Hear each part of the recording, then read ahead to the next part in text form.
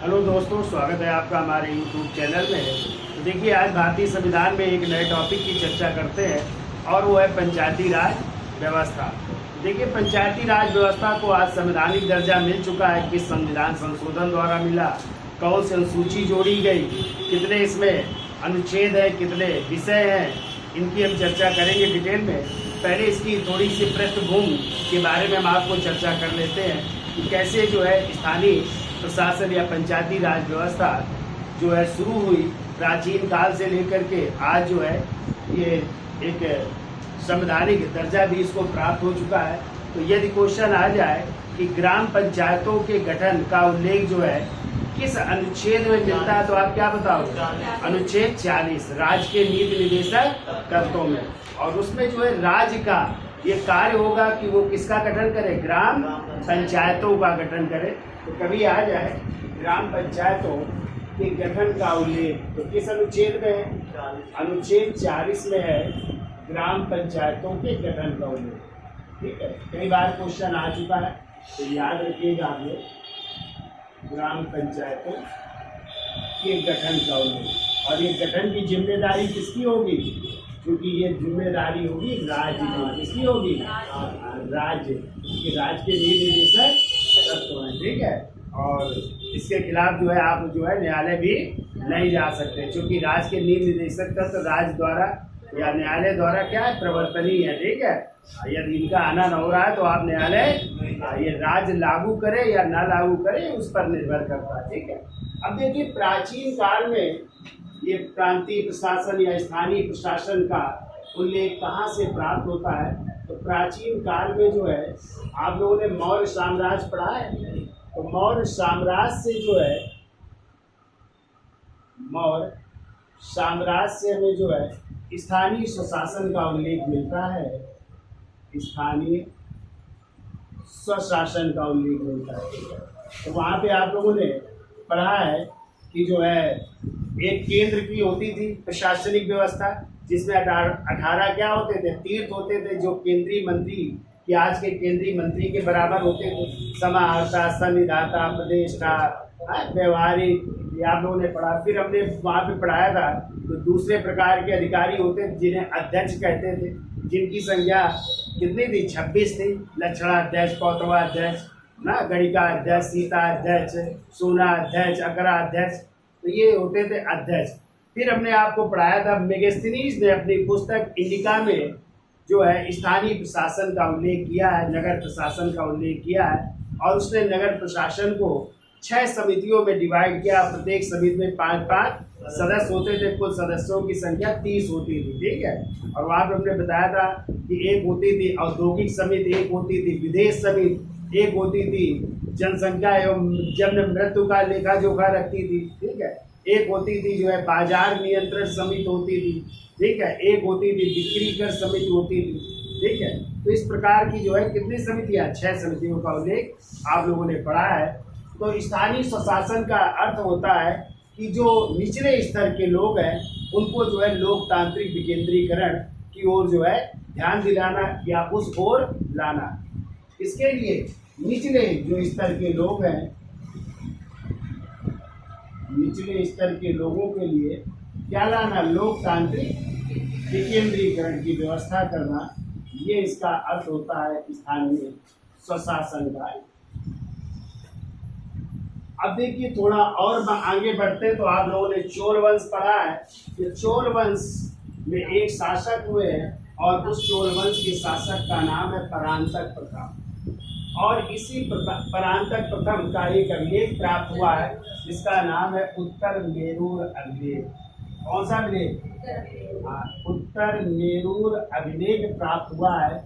और इसी उत्तर मेरूर अभिलेख से भी हमें किसकी जानकारी मिलती है? स्थानीय प्रशासन या ग्राम प्रशासन की जानकारी प्राप्त होती है। ठीक है, तो यहाँ से भी हमें ग्राम प्रशासन या स्थानीय प्रशासन के विषय में जानकारी प्राप्त हो रही है। ठीक है, किसके अभिलेख से?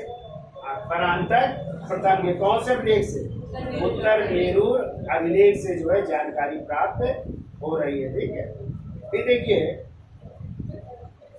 1870 में लॉर्ड मेयो ने, ठीक है, लॉर्ड मेयो के समय भी जो है वित्तीय व्यवस्थाओं का कार्य किया गया, या कह सकते हैं स्थानीय स्वशासन या कार्यात्मक स्वशासन की बात की गई, ठीक है, कार्यात्मक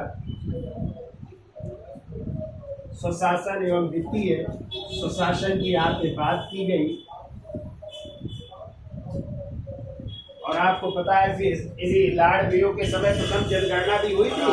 कब हुई थी? 1872 में हुई थी ना जनगणना। ये भी आप लोग ध्यान रखिएगा, 1872 में पहली जनगणना हुई थी, ठीक है। फिर देखिए 1882 में इस समय भारत के वायसराय थे लॉर्ड रिपन, और लॉर्ड रिपन को जो है स्थानीय स्वशासन का क्या कहते हैं, जन्मदाता माना जाता है, ठीक है। स्थानीय स्वशासन का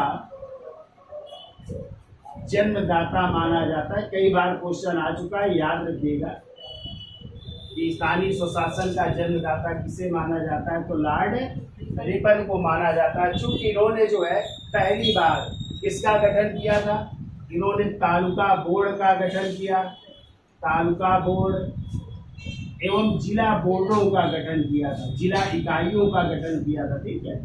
इस कारण जो है इन्हें स्थानीय स्वशासन का जन्मदाता माना जाता है। और ये जो लाए गए तालुका बोर्ड या जिला बोर्ड, इसे जो है स्थानीय स्वशासन का मैग्ना कार्टा भी कहते हैं। क्या कहते हैं? स्थानीय स्वशासन का मैग्ना कार्टा। और मैग्ना कार्टा का अर्थ होता है अधिकार पत्र। स्थानीय स्वशासन का मैग्ना कार्टा भी कहा जाता है। तो ये भी आपको याद रखना है। किसके बारे में? लॉर्ड रिपन के बारे में, ठीक है। फिर देखिए 1935 के भारत शासन अधिनियम आया था।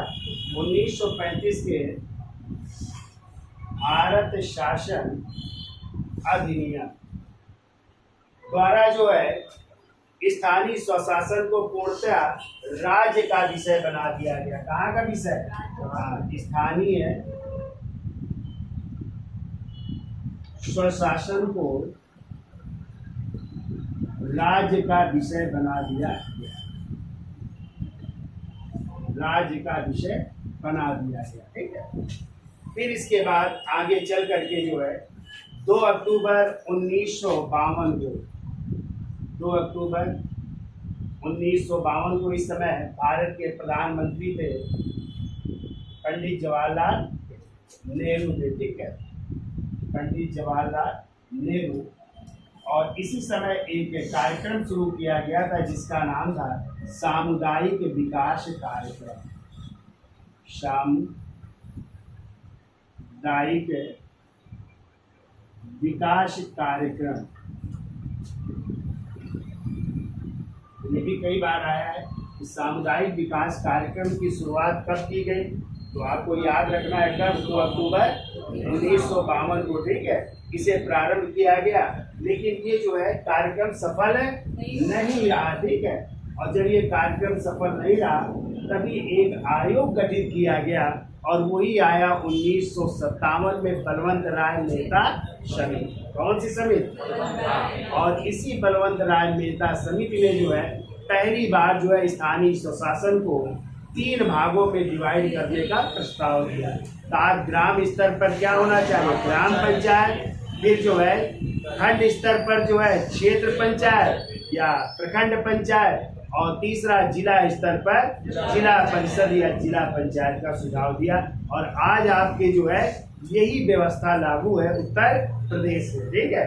तो गांव स्तर पर क्या होती है? ग्राम पंचायत। फिर इसके बाद क्षेत्र पंचायत का चुनाव होता है जिसे आप लोग बीडीसी कहते हैं, नहीं कहते हैं। और जिला स्तर पर जिला पंचायत का चुनाव होता है। तो आज कैसी व्यवस्था है? त्रिस्तरीय व्यवस्था। लेकिन फिर जो है 1977 में एक और समिति गठित की गई, अशोक मेहता समिति, और उन्होंने जो है सुझाव दिया 2 स्तरीय स्थानीय स्वशासन का सुझाव दिया है, 2 स्तरीय जो है प्रशासनिक व्यवस्था का सुझाव दिया। फिर आगे चल करके PVK राव समिति आई, फिर आई लक्ष्मीमल सिंधवी समिति आई। तो कई समितियां आई जिन्होंने अपने अपने सुझाव दिए। और फिर इसके बाद जो है सर्वप्रथम प्रयास किया था राजीव गांधी की सरकार ने।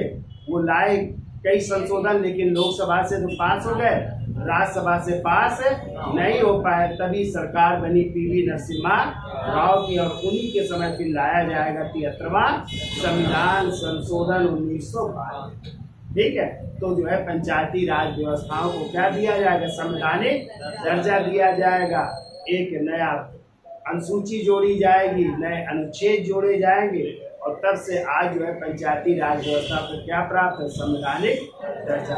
कैसे प्राप्त है उसकी भी चर्चा कर लेते हैं। तो यहाँ तक आप लोग समझ गए। ठीक है, ये तो प्राचीन काल की बातें हैं। फिर आधुनिक काल में लॉर्ड रिपन भारत शासन अधिनियम में स्थानीय स्वशासन को कहाँ का विषय बना दिया गया, राज्य का विषय बना दिया गया। और 2 अक्टूबर 1952 को पंडित नेहरू ने कौन से कार्यक्रम की शुरुआत की, सामुदायिक विकास कार्यक्रम की। लेकिन ये असफल रहा, तभी एक समिति आएगी, बलवंत राय मेहता समिति। ठीक है, उसका स्क्रीनशॉट ले लो, फिर आगे चलते हैं। तो हेडिंग डालिए बलवंत राय मेहता समिति। ठीक है, कब आई है, 1957 में।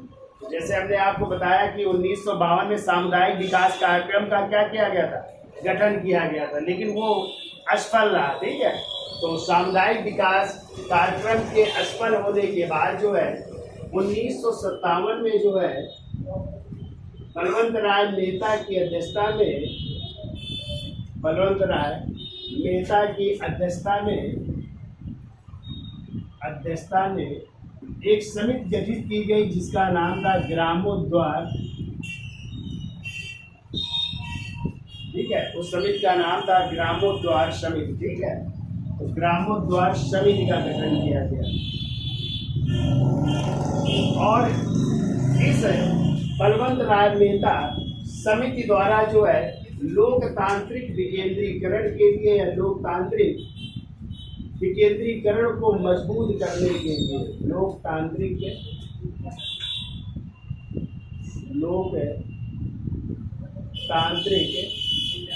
विकेंद्रीकरण को मजबूत करने के लिए इन्होंने जो है त्रिस्तरीय पंचायती राज व्यवस्था का सुझाव दिया। ठीक है, त्रिस्तरीय पंचायती राज व्यवस्था का सुझाव दिया। क्या सुझाव देते हैं, तो कहते हैं ग्राम स्तर पर जो है, ग्राम स्तर पर क्या होना चाहिए, ग्राम पंचायत। ठीक है, ग्राम स्तर पर ग्राम पंचायत का सुझाव दिया। फिर दूसरे नंबर पे इन्होंने जो है खंड स्तर पर, खंड स्तर पर इन्होंने जो है पंचायत समिति का सुझाव दिया। पंचायत समिति, या इसी को आज जो है क्षेत्र पंचायत भी कहते हैं, क्षेत्र पंचायत। ठीक है, खंड भी कह सकते हो या प्रखंड स्तर भी कह सकते हैं, जिसे आप लोग ब्लॉक कहते हो ना, उस स्तर पर खंड या प्रखंड स्तर पर। और तीसरा इन्होंने सुझाव दिया जिला स्तर पर, जिला स्तर पर जिला परिषद का,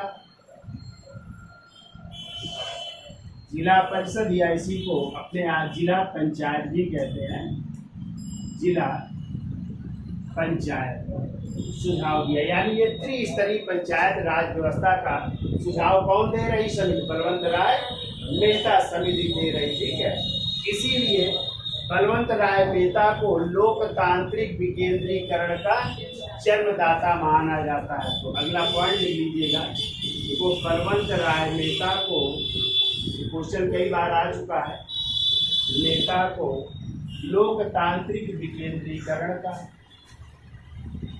लोकतांत्रिक विकेंद्रीकरण का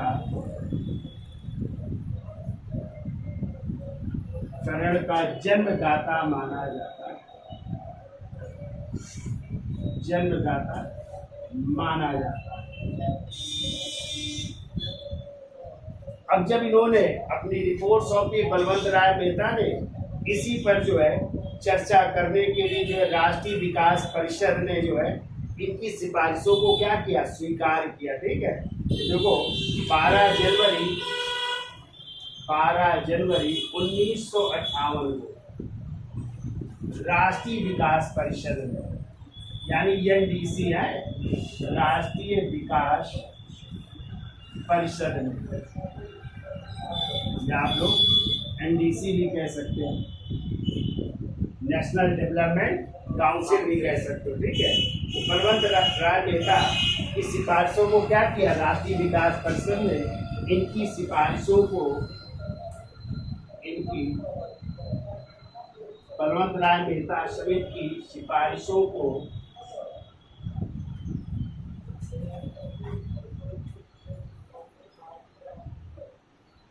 स्वीकृति यानी स्वीकार या स्वीकृति स्वीकार करके इन्हें लागू करने का भी सुझाव दिया। ठीक है, लागू करने का सुझाव दिया, यानी स्वीकार किया और कहा कि जो है इनको कार्यान्वित करिए, इनको लागू करिए, इस पर जो है आगे आप कार्य करिए। अब इसीलिए जो है पहली बार जो है 1958 में प्रतीकात्मक रूप से जो है इस पंचायती राज व्यवस्था को कहाँ पे, आंध्र प्रदेश में जो है क्या किया गया, थोड़े समय के लिए लागू किया गया। किस तौर पर, प्रतीकात्मक तौर पर, और फिर जो है प्रयोग के तौर पर या प्रतीकात्मक तौर पर जो है प्रयास किया गया। और उसी साल फिर जो है रखा गया जो है राजस्थान के जो है कहाँ पे, विधान सभा में रखा गया है प्रस्ताव। राजस्थान की विधानसभा ने इसे स्वीकार कर लिया और स्वीकार करने के बाद जो है 2 अक्टूबर 1959 को, ठीक है, उस समय प्रधानमंत्री कौन थे, पंडित जवाहरलाल नेहरू थे। उन्होंने जो है राजस्थान के नागौर जिले के बगदरी गांव में, ठीक है, इस पंचायती राज व्यवस्था की शुरुआत की और उसी साल जो है राजस्थान में इसे क्या कर दिया गया, लागू कर दिया गया। फिर उसी साल जो है राजस्थान के अलावा आपके जो है आंध्र प्रदेश में भी क्या कर दिया गया, लागू कर दिया गया। कि कई राज्यों में लागू होता चला गया। ठीक है, तो पहले याद तक लिख लो, इसका स्क्रीनशॉट ले लो। तो कौन सी समिति आ रही, बलवंत राय मेहता समिति, इनकी अध्यक्षता में गठित हुई। कौन सी, ग्रामोद्धार समिति के नाम से। और उन्होंने लोकतांत्रिक विकेंद्रीकरण को मजबूत करने के लिए कितने स्तरीय पंचायती राज व्यवस्था का, त्रिस्तरीय पंचायती राज व्यवस्था का सुझाव दिया, जिसमें ग्राम स्तर पर कहा क्या होना चाहिए, ग्राम पंचायत, प्रखंड या खंड स्तर पर पंचायत समिति या क्षेत्र पंचायत, जिला स्तर पर जिला परिषद या जिला पंचायत।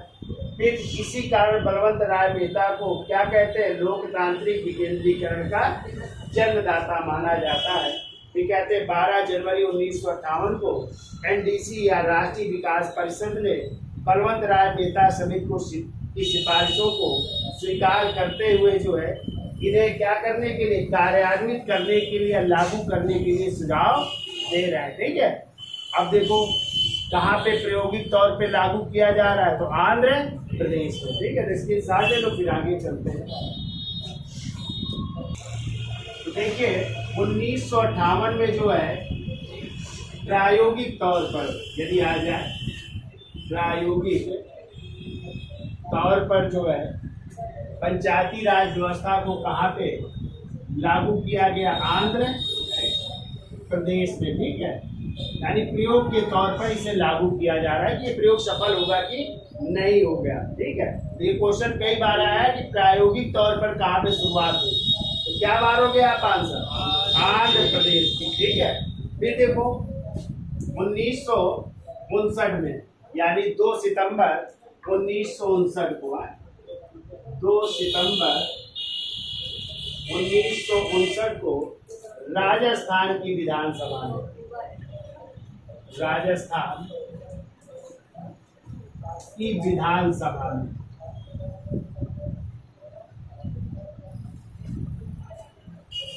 इसे स्वीकार करके लागू करने का जो है प्रयास किया। ठीक है, या स्वीकार कर रहे हैं कि विधानसभा जो है वहां की स्वीकार कर रही है कि इसको क्या किया जाए, लागू करके एक जो है अधिनियम बनाया जाए। कैसा, पंचायती राज अधिनियम की सिफारिश की। ठीक है, पंचायती राज अधिनियम की सिफारिश कर रहे थे। अब देखो कब इसका उद्घाटन हो रहा है, तो 2 अक्टूबर 1959 को, ठीक है। प्रधानमंत्री उस समय थे जवाहरलाल नेहरू, ठीक है। तो जवाहरलाल नेहरू जी द्वारा राजस्थान के नागौर जिले के, राजस्थान के नागौर जिले के बगदरी गांव से आए। गांव भी याद रखिएगा, बगदरी गांव से पंचायती राज व्यवस्था की शुरुआत, ठीक है। पंचायती राज व्यवस्था की शुरुआत, ये कई बार क्वेश्चन आ गया है, ध्यान रखिएगा। की शुरुआत यदि आ जाए, पंचायती राज व्यवस्था की शुरुआत कहाँ से हुई, तो आप क्या बताएंगे? 2 अक्टूबर 1959 को पंडित जवाहरलाल नेहरू द्वारा कहाँ पे? राजस्थान के नागौर जिले, किस गांव से? बगदरी गांव से जो है इसकी औपचारिक शुरुआत की जा रही पंचायती राज व्यवस्था की, ठीक है। ये देखो 1959 में ही इसे कहाँ कहाँ लागू किया गया, तो राजस्थान में लागू कर दिया गया। राजस्थान के अलावा जो है इस पंचायती राज व्यवस्था को कहाँ पे और आंध्र प्रदेश में भी लागू किया गया, क्योंकि आंध्र प्रदेश में भी प्रायोगिक तौर से शुरुआत की गई थी कब? 1958 में, ठीक है। ये देखो 1960 में असम में लागू किया गया। असम के अलावा तमिलनाडु में लागू किया गया। तमिलनाडु के अलावा जो है कर्नाटक में भी लागू किया गया। कब? 60 में इन राज्यों में भी लागू कर दिया गया। फिर 62 में देखो महाराष्ट्र में, 1962 में महाराष्ट्र में लागू किया गया। 1963 में जो है गुजरात में लागू किया गया। 1962 में कहाँ पे? महाराष्ट्र में, 1963 में गुजरात में, और 1964 में पश्चिम बंगाल में। 1964 में पश्चिम बंगाल में भी इस पंचायती राज व्यवस्था को लागू कर दिया गया, ठीक है। तो लागू तो हो गई है, लेकिन अभी इनको संवैधानिक दर्जा नहीं मिल रहा है, ठीक है। तभी एक और समिति आएगी, और वो समिति है अशोक मेहता समिति, जो कब आएगी? 1977 में, ठीक है। तो इसका स्क्रीनशॉट ले लो, अगली हेडिंग डालिए अशोक मेहता समिति है। तो देखिए 1977 में जो अशोक मेहता समिति का गठन किया जा रहा है, और इस समय चूंकि भारत में परिवर्तन हो गया है, और इस समय जो है जनता पार्टी की सरकार है। किसकी है? और मोरारजी देसाई क्या है? तो जनता पार्टी की सरकार द्वारा जो है ये लाई गई समिति किसकी अध्यक्षता में? अशोक मेहता की अध्यक्षता में। तो इसके अध्यक्ष हैं अशोक मेहता, ठीक है, अशोक मेहता।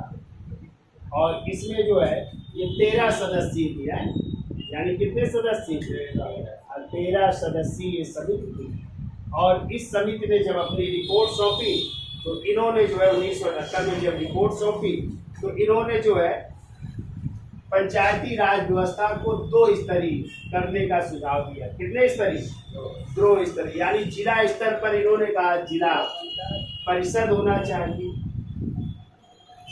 जिला स्तर पर जिला परिषद,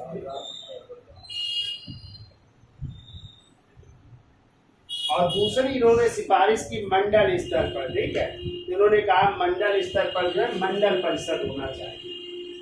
मंडल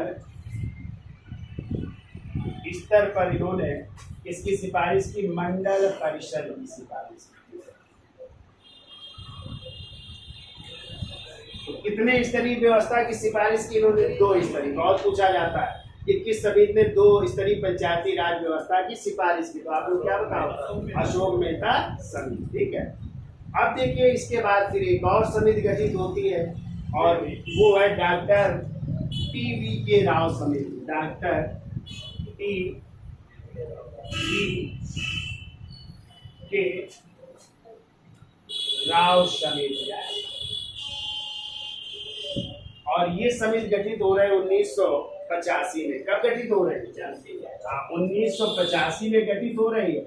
और इस समय भी कांग्रेस की सरकार बन चुकी है और प्रधानमंत्री है राजीव गांधी। कौन है? राजीव गांधी बन गए थे ना जब 84 में इंदिरा जी की हत्या हुई है। 84 से 89 तक रहते हैं ना, तो राजीव गांधी जी की सरकार है।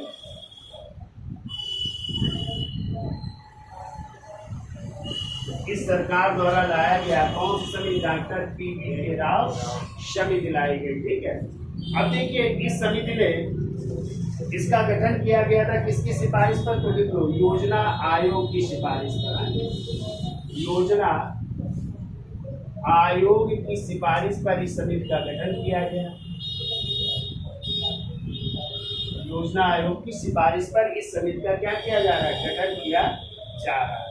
अब इन्होंने जो है कई प्रकार से जो है पंचायती राज व्यवस्था को गठन करने की सिफारिश की। कौन से? इन्होंने कहा राज्य स्तर पर होना चाहिए राज्य विकास परिषद। राज्य स्तर पर राज्य विकास परिषद, राज्य विकास परिषद की सिफारिश की। दूसरा इन्होंने कहा जो है का जिला स्तर पर जिला परिषद होना चाहिए। जिला स्तर पर जिला परिषद की सिफारिश की। तीसरा इन्होंने जो है मंडल स्तर पर मंडल पंचायत की सिफारिश की। मंडल स्तर पर मंडल पंचायत की सिफारिश की। और चौथा इन्होंने ग्राम स्तर पर ग्राम पंचायत की सिफारिश। यानी इन्होंने 4 प्रकार से पंचायती राज व्यवस्था की सिफारिश की। ठीक है। राज्य स्तर पर क्या होना चाहिए? राज्य विकास परिषद, जिला स्तर पर जिला परिषद, मंडल स्तर पर मंडल पंचायत, ग्राम स्तर पर ग्राम सभा की सिफारिश करते हुए इन्होंने ज्यादा महत्व दिया जिला परिषद को। यानी सर्वाधिक महत्व किसको दिया? तो जिला परिषद को जो है सर्वाधिक महत्व दिया कि ये जो है सर्वाधिक महत्व की व्यवस्था होनी चाहिए। कहाँ पे? जिला स्तर पर जिला परिषद होना चाहिए। ठीक है। अब देखो इन्होंने इसके साथ और सिफारिश की। किसकी सिफारिश की? कहा जो है कि जो है जिला जो पंचायत है इनके नियमित चुनाव होने चाहिए। क्या होने चाहिए? नियमित चुनाव होने चाहिए। और इनका कार्यकाल जो है कितने वर्ष का होना चाहिए? 5 वर्ष का। यानी पंचायतों को क्या हो? नियमित चुनाव हो, कार्यकाल कितने वर्ष का हो? 5 वर्ष हो। और इसके साथ साथ जो है इन्होंने कहा अनुसूचित जाति यानी एससी एवं अनुसूचित जनजाति एसटी एवं महिलाओं को जो है इन्होंने पंचायतों पर जो है आरक्षण की भी सिफारिश की। ठीक है। कि इनको भी आरक्षण मिलना चाहिए। ठीक है। तो एससी एसटी और किसके? महिलाओं के लिए आरक्षण की सिफारिश की। तो आज आपको पता है कि आज जो है आपको एससी को भी आरक्षण है, एसटी को भी आरक्षण है और महिलाओं को भी आरक्षण है। ठीक है। कितने परसेंट? 33% पंचायतों में। ठीक है। इसके अलावा जो है ओबीसी को उत्तर प्रदेश सरकार ने ओबीसी को भी आरक्षण दे रखा है। क्योंकि 2000 में कानून लाया गया और ओबीसी को 33% आरक्षण है। जैसे आप लोग देखते होंगे कि गांव के पंचायतों की ग्राम प्रधान की सीटें ना कभी एससी हो जाती है, कभी एसटी हो जाती है। तो एसटी तो अपने आप कम है उत्तर प्रदेश में, तो महिला भी हो जाती है और कभी कभी ओबीसी की भी हो जाती है ना। कहते हैं पिछड़ा वर्ग की इस बार सीट है। तो 33% आरक्षण दिया गया। तो पहली बार सिफारिश किसने की थी? इसी डॉक्टर पी.वी. राव समिति ने। किसको किसको आरक्षण मिलना चाहिए? अनुसूचित जाति को, अनुसूचित जनजाति को और महिलाओं को भी आरक्षण मिलना चाहिए। अपने यहाँ तो 33% आरक्षण, लेकिन कुछ ऐसे राज्य हैं जहाँ पर इनको 50% आरक्षण दिया गया। ठीक है। ध्यान रखिएगा। और अपने उत्तर प्रदेश में कितना? 33% आरक्षण प्राप्त। ठीक है। एससी एसटी महिलाओं को और ओबीसी। अभी हम चर्चा करेंगे ओबीसी को भी कब आरक्षण मिला, ठीक है। तो ये तो थी डॉक्टर राव की सिफारिश। अब इसके बाद जो है अगली समिति आ रही है, उसकी भी चर्चा कर लेते हैं, और वो है लक्ष्मीमल सिंघवी समिति, ठीक है। तो इसका स्क्रीनशॉट ले लो और आगे चलते हैं। तो देखिए अगली कौन सी समिति आ रही, डॉक्टर एम.एल. सिंघवी समिति 1986। तो देखिए ग्रामीण विकास विभाग, ग्रामीण विकास विभाग भारत सरकार द्वारा, ग्रामीण विकास विभाग भारत सरकार द्वारा जो है, ठीक है, भारत सरकार द्वारा 16 जून 1986 को डॉक्टर लक्ष्मीमल सिंघवी, डॉक्टर लक्ष्मीमल सिंघवी की अध्यक्षता में, ठीक है, की अध्यक्षता में इस समिति का गठन किया गया। इतना याद हो जाएगा। किस विभाग में? ग्रामीण विकास विभाग भारत सरकार ने कल 16 जून 1986 में किस समिति का, डॉक्टर लक्ष्मीमल सिंघवी समिति का जो है गठन किया, ठीक है। अब देखो इस समिति ने क्या सुझाव दिया। तो देखो इस समिति ने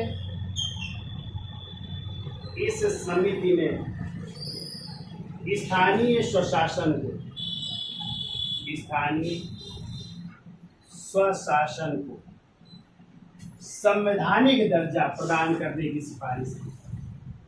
कैसा दर्जा? संवैधानिक मान्यता या संवैधानिक दर्जा देने की सिफारिश कर रहे। किसको जो है क्या दिया जाए? संवैधानिक दर्जा दिया जाए, ठीक है।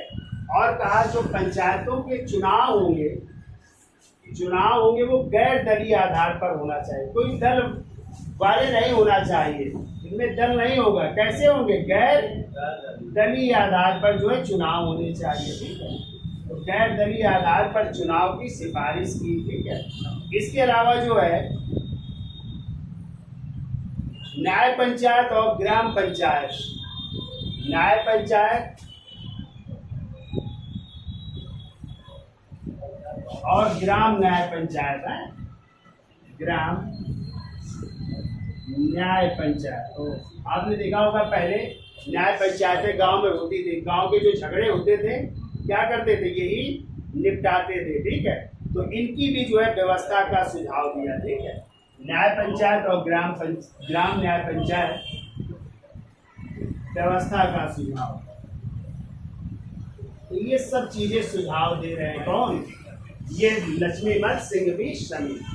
अब इस समिति के बाद जो है एक और समिति गठित की गई, वो है पी.के. थुंगन समिति, पी.के. थुंगन समिति। और इस पी.के. थुंगन समिति का गठन हो रहा है 1988। कब हो रहा है? 1988 में हो रहा है, ठीक है। तो इसने भी जो है पंचायती राज व्यवस्था को संवैधानिक दर्जा देने की सिफारिश की। किसकी?